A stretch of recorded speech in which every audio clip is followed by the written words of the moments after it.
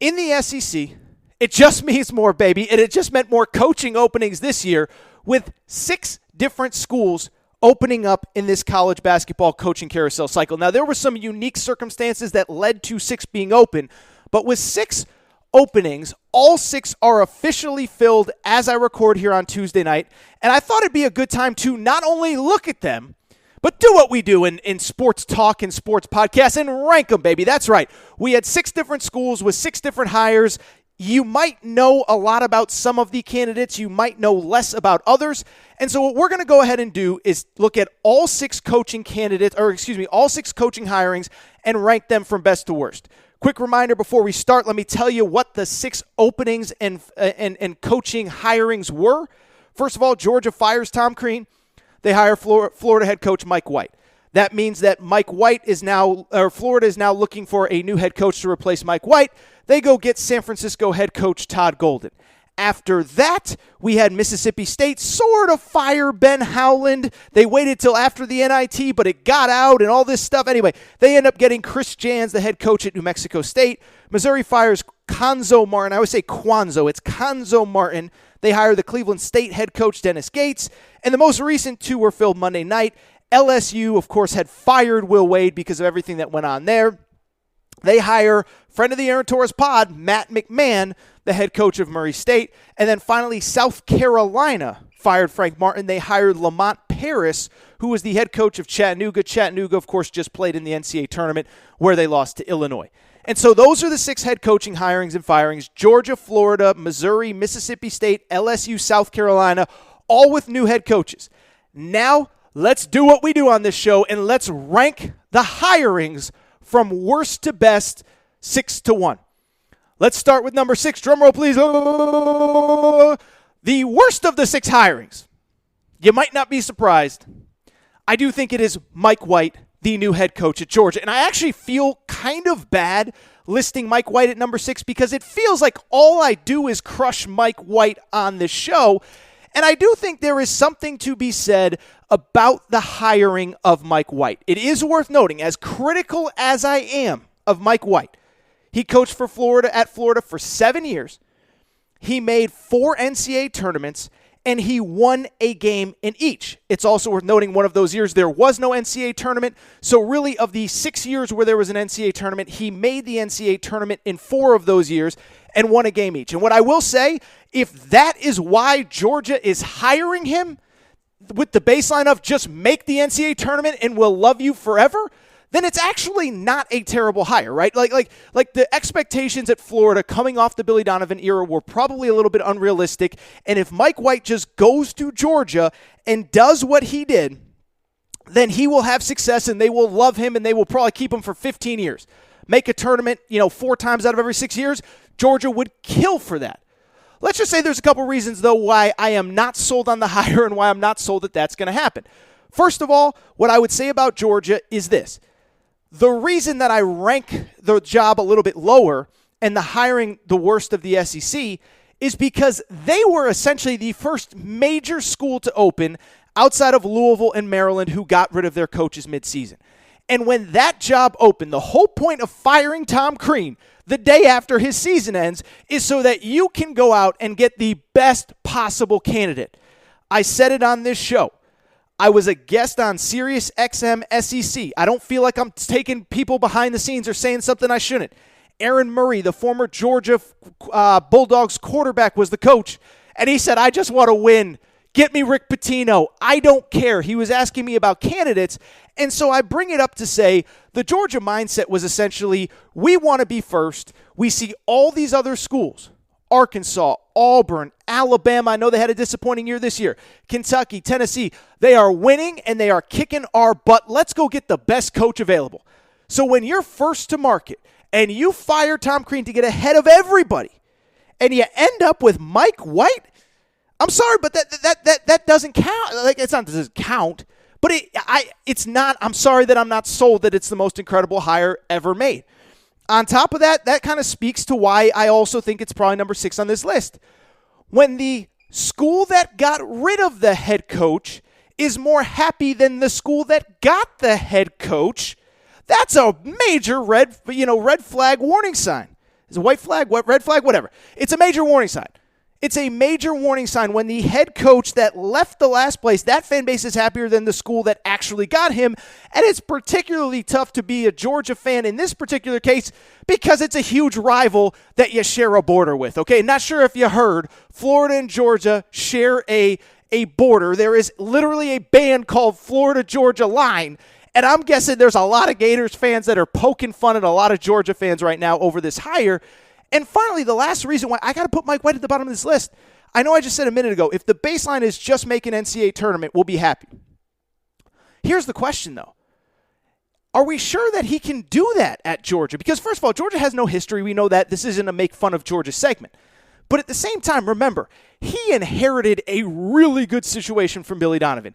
He inherited a veteran team with veteran players, and yes, there was an adjustment period, and who knows how much was the coach to blame, how much the players didn't want to adjust, all that good stuff. But I bring it up to say he inherited a really good situation at Florida. Here's the problem.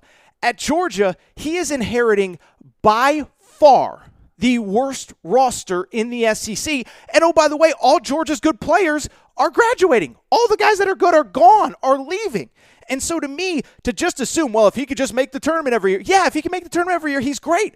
I'm just not sold that he can do it when he's taking over maybe not even the worst roster in the SEC, maybe the worst roster in major college basketball. I worry, and so Mike White is number 6 in terms of the best to worst, worst to best coaching hires. Number 5, let's go to Gainesville.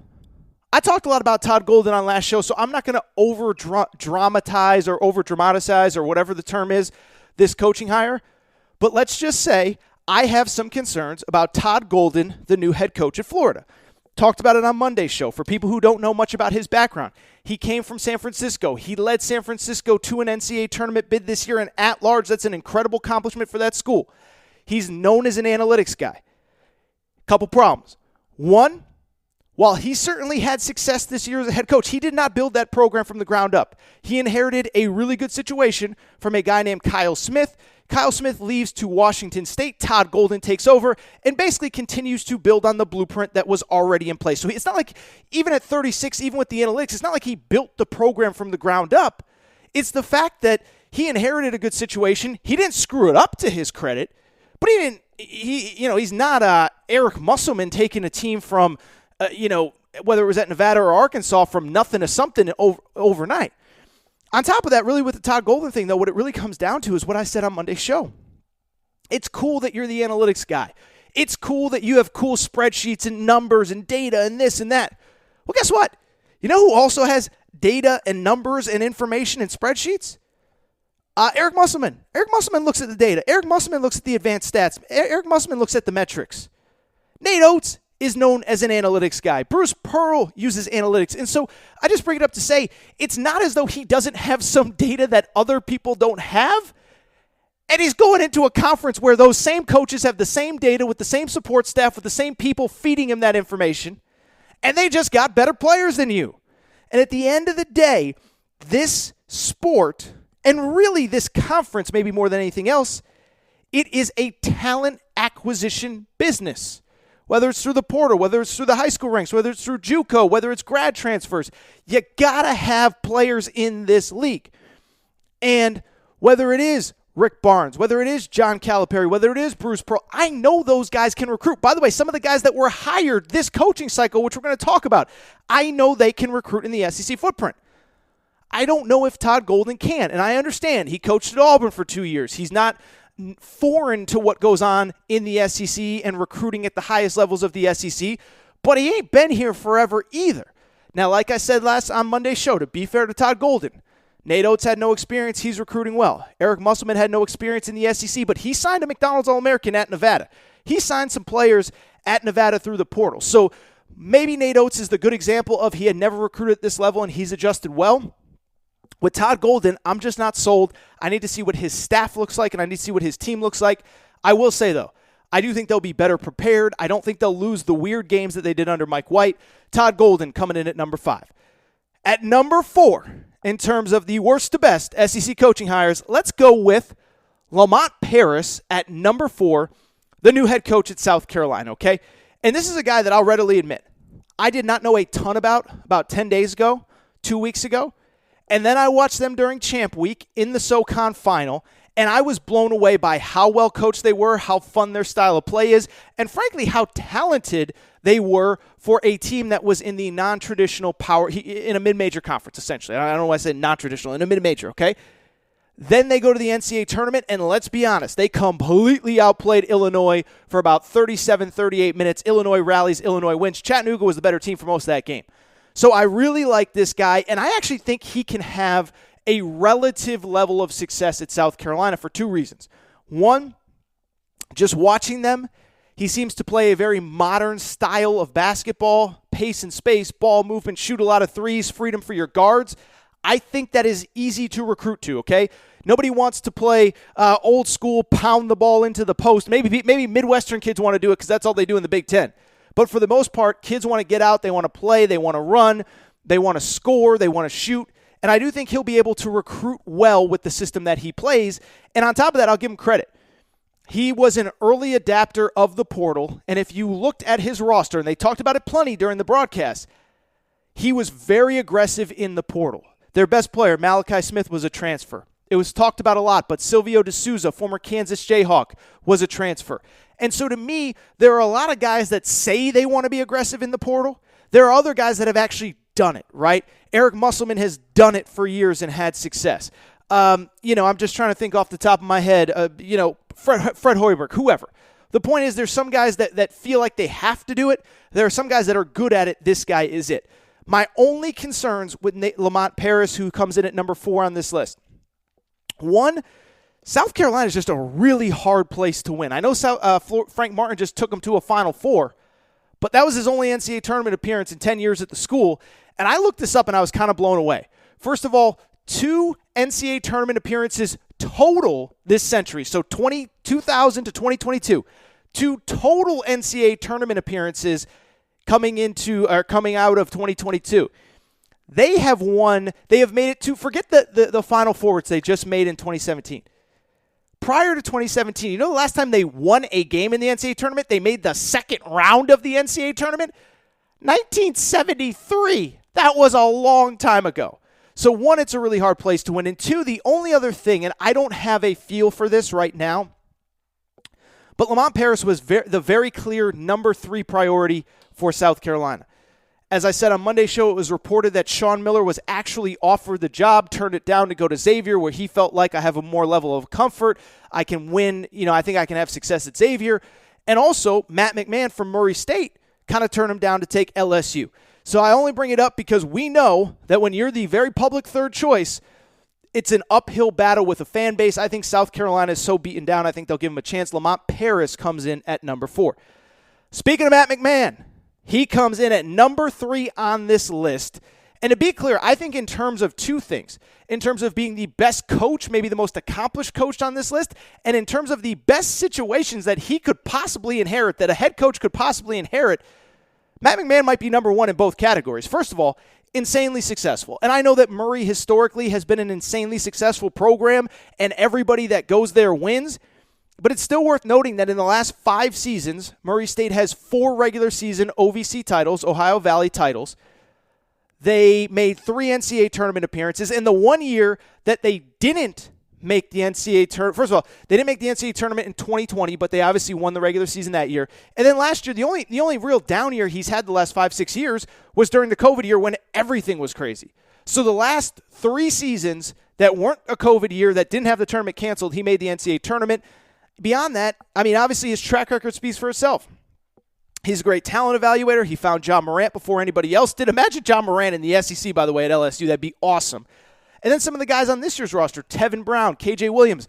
Matt McMahon talked about it on this podcast. So those guys could play for anyone in the country. We just evaluated them early. We got in good with them early, and they believed in us, and we were able to keep them here for 4 years. And so when you look at why Matt McMahon can work, he is a great coach, and he is a great talent evaluator. And it was interesting to read some of the reaction from LSU fans. They're like, this guy's a more accomplished coach than anybody we've had in a while.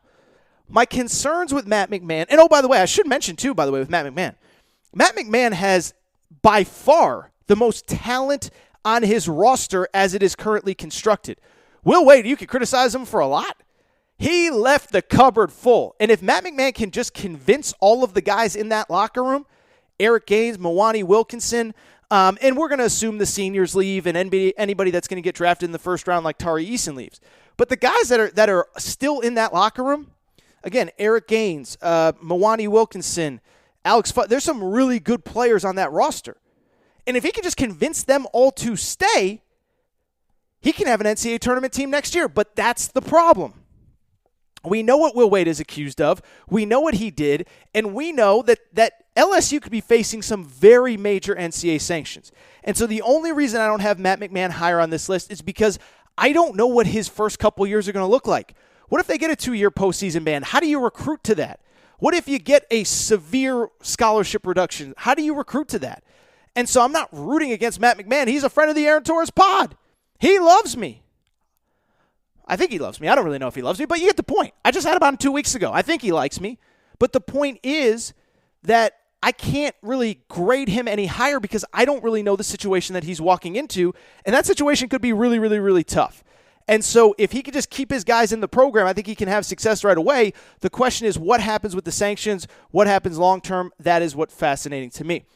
Number 2 on this list, he might be a guy that you guys and girls don't know a lot about. Missouri hired Dennis Gates, the head coach previously at Cleveland State. Let me just say, I really, really, really like this hire. So Dennis Gates, first of all, took over Cleveland State at like the worst possible time. The team was bad. The program was bad. They have a head coaching vacancy in like late July.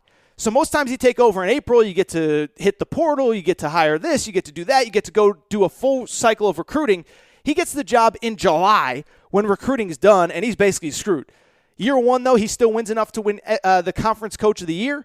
Year 2, wins the conference regular season title, conference tournament title, makes the NCAA tournament last year. This year, second straight year, third year overall, he wins the regular season title, does lose in the conference tournament. But why I like Dennis Gates is a few reasons. One, if you can first of all, if you could take over a team like that, have the success that he did, you know he's a great coach, and my understanding is he's a great program builder and roster builder, and the players love him, and I do think that matters. But just as importantly, I think he's the one guy on this list of all the guys that I've mentioned. I think he's going to be able to go into the SEC and recruit right away, okay? First of all, before he was at Cleveland State, he was a longtime assistant to Leonard Hamilton at Florida State. They recruit Atlanta, they recruit Florida, they recruit the Panhandle, they recruit all over the Southeast. So this guy is actually in many ways coming back to his comfort zone, even though he's been in the Midwest over the last couple years. On top of that, I'll also say this. I really do think that Missouri, in some ways, is a sleeping giant in the SEC. Now, is it a better job than Kentucky? No. Is it a better job than Arkansas? I don't believe so. But at the same time, they have real history, and I do think it's kind of a unique job from this perspective. I know they've been in the SEC for a decade. I still think of Missouri as more Midwest than I do think of them as Southeast. And so I think Missouri has access to a different player than maybe Alabama, Auburn, Tennessee, Georgia, Florida do. Because they can recruit Illinois. They can recruit Chicago, which is obviously in Illinois. Missouri has a lot of good players. And I think they're going to have access to guys that other guys don't, right? Like Auburn's not going to fly up to Chicago to recruit a player. They're going to stay in Atlanta. They're going to stay in Alabama. They're going to stay in Florida. Same with Georgia, same with Florida, same with Alabama, same with whoever. Texas A&M is probably going to focus on Texas. Missouri's going to have most of that Midwest area all to themselves. And I think Dennis Gates, if he wants to, I haven't talked to him, I don't know. But I think he's going to have a pitch kind of like what Mark Stoops did with Kentucky football.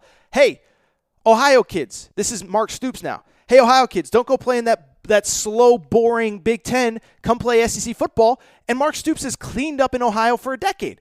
I think Dennis Gates can have the same level of success at Missouri, and he's the one. I really, really, really think that he is going to have a ton of success there. And I think when I say ton of success, I mean that's NCAA tournaments, that's maybe a second weekend run here and there, and I think he's going to be able to recruit at the level that you need to win.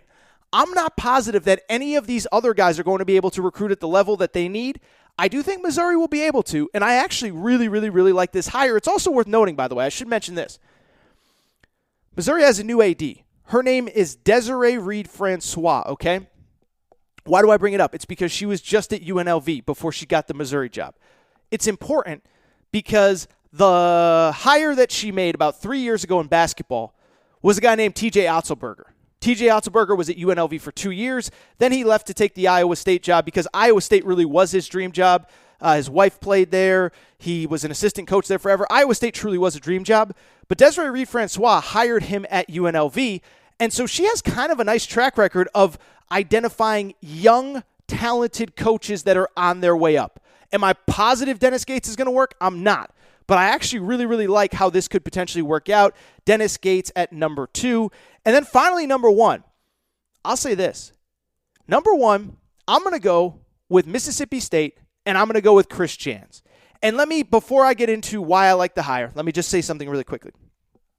This ranking is not who is definitively going to be the best head coach out of all of them. It's not going to be who, when we look back in 10 years, who's won the most tournament games, who's won a national championship, who's won this, who's won that. Because to be blunt, if we're being honest, the only school that of any of these that has opened that has proven capable of winning a national championship is Florida. So it's not about who's the best coach or who's going to have the most tournament wins or who's going to have the most Final Fours.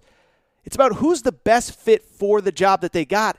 And I got to be honest, this Chris Jans guy, I am really, really, really impressed for a lot of the reasons that I already talked about on Monday's show, so I'm not going to belabor the point. I'm not going to get too far into it, okay? But at the same time, Chris Jans, first of all, has coached at every level of college basketball, and I love these guys. Coach at the JUCO level, longtime assistant, gets a job in the MAC. I believe it was Bowling Green. I don't know why it's not in my notes, but I believe it was Bowling Green. He gets fired for doing something real stupid. You can Google it. I'm not going to forgive or apologize or forget about it. And then builds himself back up, gets New Mexico State, and just gets New Mexico State rolling. And what I loved about this New Mexico State team is, and really all of his New Mexico State teams, because even dating back to 2018, they played in the NCAA tournament in San Diego. I was at those games. The New Mexico State team I saw in 2018 looked an awful lot like the one that just beat UConn in the tournament and almost took Arkansas down as well. Tough, physical, real identity.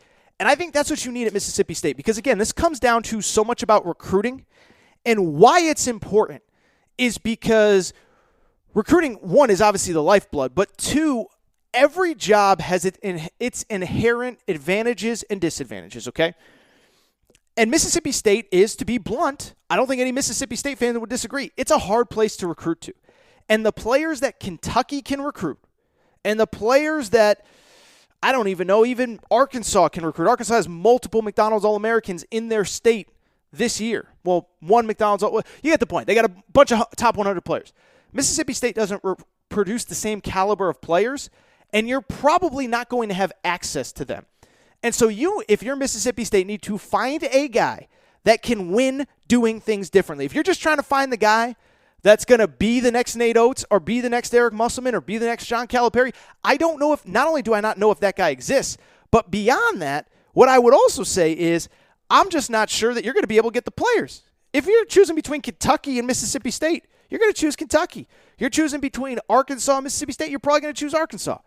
And so I like that they got a guy that has an identity, that knows who he is, that knows the types of players that he wants to recruit.